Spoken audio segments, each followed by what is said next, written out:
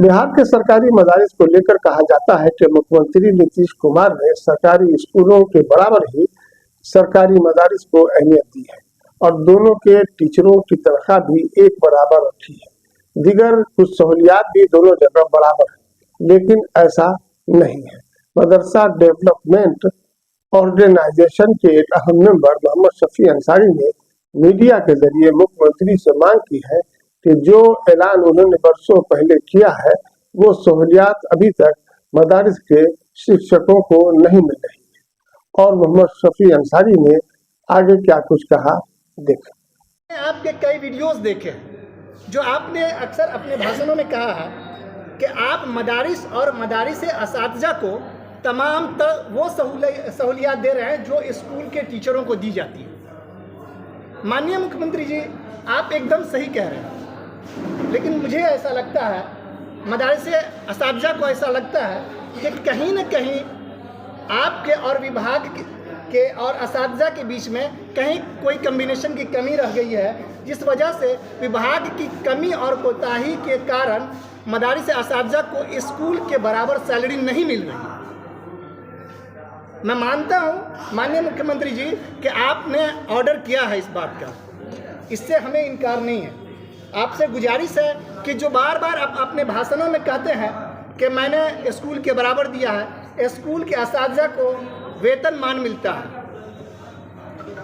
Increment मिलता है, medical मिलता है, हाउस रेंट मिलता है, और अभी आपने एक और चीज़ सुना है जिसको ओपीएस के बाद क्या आया, यूपीएस आया है, तो वो सब चीज़ मिल रही है। लेकिन मदारिस असातिज़ा को आपका विभाग, आपका शिक्षा विभाग सिर्फ और सिर्फ मूल वेतन और डीए के नाम पर बस दो चीज़ें देती है। इसके अलावा मदारिस असातिज़ा को कुछ नहीं मिल रहा है। इसलिए आपसे हाथ जोड़ के मुअद्दबाना गुजारिश है कि आप इन असातिज़ा को इनका हक विभाग से दिलाने में हमारी मदद करें। यह हमारी आपसे गुहार है। आप मीडिया बंधुओं के जरिए से आपने हाफिज़ों पर एक सवाल पूछा कि पुराने हफ्फाज का मामला, नियमावली 2022 माननीय मुख्यमंत्री की कैबिनेट ने पास किया है, जिसमें मैट्रिक से नीचे का कोई ओहदा नहीं है और तमाम वो भाषाएं जो कि मादरी ज़बान में आती है उनको उन्होंने प्राच्य भाषा का दर्जा किया है।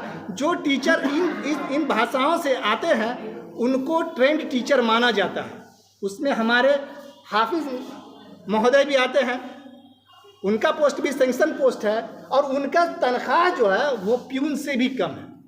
प्यून जिनकी बहाली 8वां पास पर होती है और एक ट्रेंड टीचर इंटर लेवल से कम का नहीं होता है, या पहले मैट्रिक लेवल से कम का नहीं हुआ करता था। तो हमारा हफ्फाज इकराम भी मैट्रिक पोस्ट से नीचे का या इंटर पोस्ट से आज की तारीख में नीचे का नहीं, तो फिर उनकी तनख्वाह एक प्यून से कम कैसे हो सकती है। इसलिए आप इंसाफ करें और हमारे हफ्फाज साथियों को भी मान सम्मान वाली सैलरी दें, ये मेरी गुजारिश है।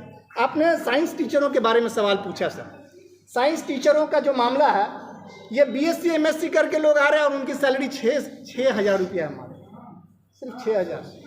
बहुत अफसोसनाक है मेरे भाई, आप खुद भी आप सोच सकते हैं इस बात को, सिर्फ 6,000 है। तो मैं माननीय मुख्यमंत्री से कहना चाहूँगा कि मैं जानता हूँ कि ये SPQM स्कीम के तहत बहाल हुए असातिज़ा हैं साइंस टीचर। ये स्कीम क्या बोलते हैं, सेंट्रल गवर्नमेंट की है। लेकिन माननीय महोदय, मैं आपको याद दिलाना चाहूँगा कि महाराष्ट्र और झारखंड की सरकार ने इनका सामान्य टीचर में समायोजन कर दिया है।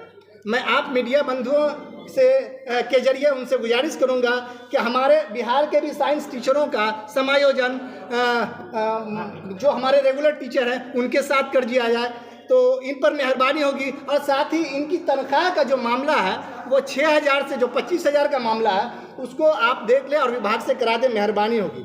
तीसरा सवाल था आपका कि आपने कहा है कि सरकार या कोई ये चीज़ मदरसों को भवन बनाने की जहाँ तक बात है, तो सरकार का एक बिहार गवर्नमेंट का स्कीम है मदरसा सुदूरीकरण, लेकिन ये आसान नहीं है। इसका जो प्रक्रिया है वो इतना टफ है, मतलब बहुत ज़्यादा जटिलता है। तो माननीय मुख्यमंत्री से हम गुजारिश करेंगे कि आप अपने विभाग से